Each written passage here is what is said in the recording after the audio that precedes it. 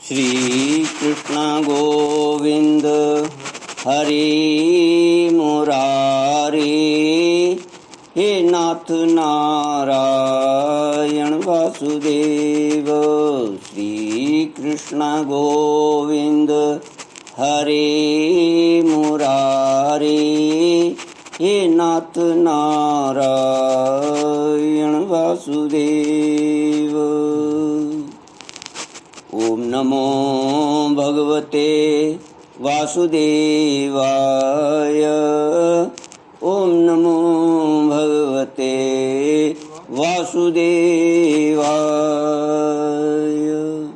कृष्णाय वासुदेवाय हरये परमात्मने प्रणतक्लेशनाशाय गोविन्दाय नमो नमः। सच्चिदानन्दरूपाय विश्वोत्पत्त्यादिहेतवे तापत्रयविनाशाय श्रीकृष्णाय वयं नमः। श्रीकृष्णाय वयं नमः।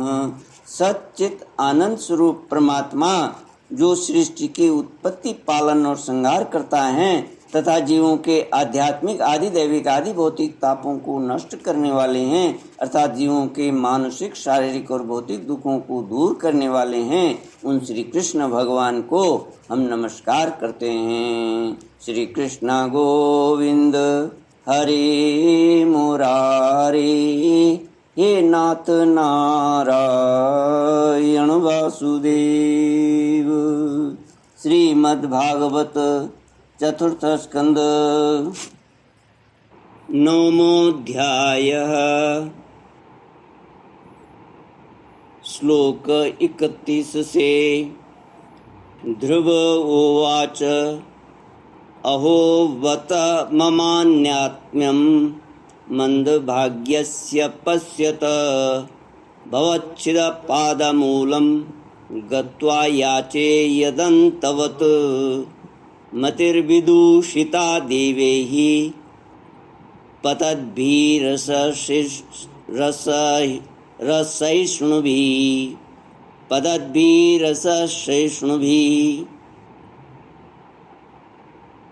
यो नारदवचस्तथ्यं नाग्राहिषमसत्तमः मतिर्विदूषिता देवैः पतद्भिरसहिष्णुभिः यो नारदवचस्तथ्यं नाग्राहिषमसत्तमः। विदुर जी आगे कहते हैं, भगवान मुझ मंद भाग्य की मूर्खता तो देखो। मैंने संसार पास को काटने वाले प्रभु के पाद पद्मों में पहुंचकर भी उनसे नाशवान वस्तु की ही याचना की। ध्रुव जी मन ही मन पश्चाताप करते हुए कहते हैं कि प्रभु के पाद पद्मों में पहुंचकर भी उनसे नाशवान वस्तु की ही याचना की है। देवताओं को स्वर्ग भोग के पश्चात फिर नीचे गिरना होता है, इसलिए वे मेरी भगवत प्राप्ति रूप उच्च स्थिति को सहन नहीं कर सके, अतः उन्होंने ही मेरी बुद्धि को नष्ट कर दिया। तभी तो मुझ दुष्ट ने नारद जी की यथार्थ बात भी स्वीकार नहीं की। यद्यपि संसार में आत्मा के सिवा दूसरा कोई भी नहीं है, तथापि सोया हुआ मनुष्य जैसे स्वप्न में अपने ही कल्पना किए हुए व्याघ्रादि से डरता है, उसी प्रकार मैंने भी भगवान की माया से मोहित होकर भाई को ही शत्रु मान लिया और व्यर्थ ही द्वेष रूप हार्दिक रोग से जलने लगा। जिन्हें प्रसन्न करना अत्यंत कठिन है, उन्हीं विश्वात्मा श्री हरि को तपस्या द्वारा प्रसन्न करके मैंने जो कुछ मांगा वह सब व्यर्थ है। ठीक उसी तरह जैसे गतायु पुरुष के लिए चिकित्सा व्यर्थ होती है। ओह, मैं बड़ा भाग्यहीन हूँ। संसार बंधन का नाश करने वाले प्रभु से मैंने संसार ही मांगा, मैं बड़ा ही पुण्यहीन हूँ। जिस प्रकार कोई कंगला किसी चक्रवर्ती सम्राट को प्रसन्न करके उनसे तुषा सहित चावलों की कनी मांगे, उसी प्रकार मैंने भी आत्मानंद प्रदान करने वाले श्री हरि से मूर्खतावश व्यर्थ का अभिमान बढ़ाने वाले उच्च पदादि की ही मांग की है। मैत्रेय जी कहते हैं, तात विदुर जी, तुम्हारी तरह जो लोग श्री मुकुंद पादारविंद मकरंद के ही मधुकर हैं, जो निरंतर प्रभु की चरण रज का ही सेवन करते हैं और जिनका मन अपने आप आई हुई सभी परिस्थितियों में संतुष्ट रहता है, वे भगवान से उनकी सेवा के सिवा अपने लिए और कोई भी पदार्थ नहीं मांगते। इधर जब राजा उत्तानपाद ने सुना कि उनका पुत्र ध्रुव घर लौट रहा है, तो उन्हें इस बात पर वैसे ही विश्वास नहीं हुआ जैसे कोई किसी के यमलोक से लौटने की बात पर विश्वास न करे। उन्होंने यह सोचा कि मुझ अभागे का ऐसा भाग्य कहाँ, परंतु फिर उन्हें देवऋषि नारद की बात याद आ गई। इससे उनका इस बात में विश्वास हुआ और वे आनंद के वेग से अधीर हो उठे। उन्होंने अत्यंत प्रसन्न होकर यह समाचार लाने वाले को एक बहुमूल्य हार दिया। राजा उत्तानपाद ने पुत्र का मुख देखने के लिए उत्सुक होकर बहुत से ब्राह्मण कुल के बड़े बूढ़े मंत्री और बंधुजनों को साथ लिया तथा एक बढ़िया घोड़ों वाले सुवर्ण जटित रथ पर सवार होकर वे झटपट नगर के बाहर आए। उनके आगे आगे वेद ध्वनि होती जाती थी तथा शंख, दुदुम्बी एवं वंशी आदि अनेकों मांगलिक बाजे बजते जाते थे। उनकी दोनों रानियां सुनीति और सुरुचि भी सुवर्णमय आभूषणों से विभूषित हो राजकुमार उत्तम के साथ पालकियों पर चढ़कर चल रही थीं। ध्रुव जी उपवन के पास आ पहुँचे। उन्हें देखते ही महाराज उत्तानपाद तुरंत रथ से उतर पड़े। पुत्र को देखने के लिए वे बहुत दिनों से उत्कंठित हो रहे थे। उन्होंने झटपट आगे बढ़कर प्रेमातुर हो लंबी लंबी सांसें लेते हुए ध्रुव को भुजाओं में भर लिया। अब ये पहले के ध्रुव नहीं थे। प्रभु के परम पुनीत पाद पद्मों का स्पर्श होने से इनके समस्त पाप बंधन कट गए थे। राजा उत्तानपाद की एक बहुत बड़ी कामना पूर्ण हो गई। उन्होंने बार बार पुत्र का सिर सूंघा और आनंद तथा प्रेम के कारण निकलने वाले ठंडे ठंडे आंसुओं से उन्हें नहला दिया। आनंद या प्रेम के आंसू जो आंसू आते हैं वे ठंडे हुआ करते हैं और शोक के आंसू गर्म। तो प्रेम के कारण निकलने वाले ठंडे ठंडे आंसुओं से उन्हें नहला दिया। तदनंतर सज्जनों में अग्रगण्य ध्रुव जी ने पिता के चरणों में प्रणाम किया और उनसे आशीर्वाद पाकर कुशल प्रसन्नादि से सम्मानित हो दोनों माताओं को प्रणाम किया। छोटी माता सुरुचि ने अपने चरणों पर झुके हुए बालक ध्रुव को उठाकर हृदय से लगा लिया और अश्रु गदगद वाणी से चिरंजीवी रहो ऐसा आशीर्वाद दिया।